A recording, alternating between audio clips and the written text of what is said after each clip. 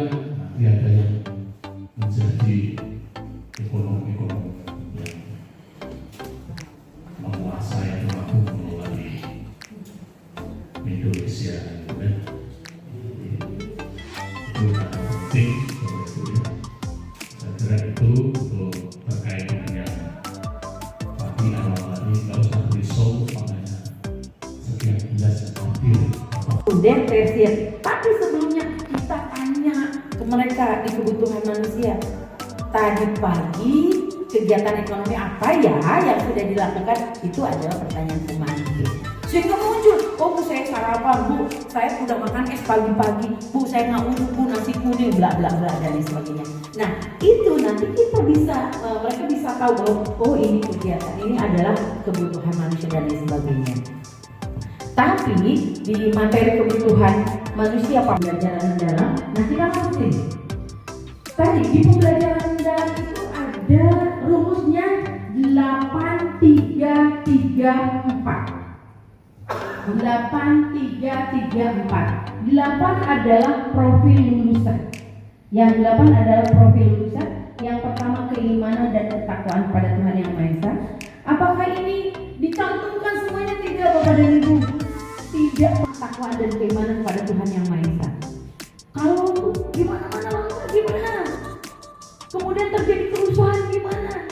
Maka salah satunya kita misalnya ajarkan ke anak, bisa tidak cari solusi ketika tidak ada alat untuk memasak karena gasnya di mana-mana tidak ada. Oh ada Bu, dengan kayu bakar. Berarti itu dengan begitu kita harus oh Bu harus bersyukur karena kita masih bisa mencari solusi lain. Nah itu yang pertama. Yang kedua keluargaan. Yang ketiga adalah penalaran kritis, kemudian kreativitas.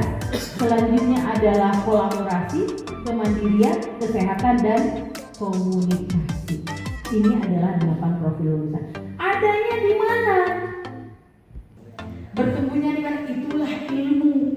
Makin lama makin berkembang dan kita harus mengikuti itu karena itulah perkembangan ilmu dan kita tidak bisa hanya diam.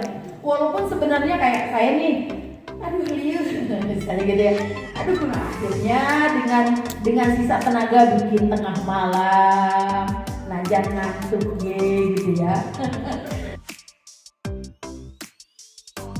Ini bisa sharing, berbagi informasi terkait dengan perencanaan pembelajaran mendalam. Atau lebih tepatnya kita akan mencoba untuk merancang tentang bagaimana kita merancang terkait dengan kegiatan pembelajaran yang akan kita laksanakan.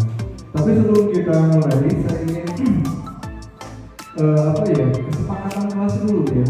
Kita kira-kira sampai jam berapa nih? Jam setengah 3? Atau jam 3? Atau jam 5? Terserah Bapak Ibu.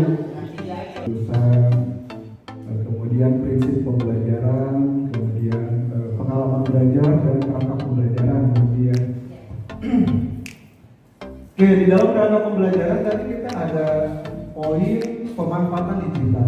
Nah, karena di sini kita akan menggunakan mode cepat, maka kita juga harus memanfaatkan media digital supaya kerja kita lebih mudah ya. Bukan berarti itu menjadi satu-satunya langkah bagi kita untuk membuat atau menyusun perencanaan pembelajaran kita. Itu hanya dijadikan sebagai acuan saja buat kita.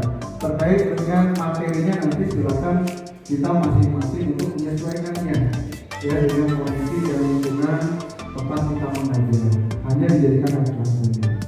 Oke, di sini ada beberapa poin ya yang terkait dengan proses penyusunan pembelajaran yang akan kita lakukan.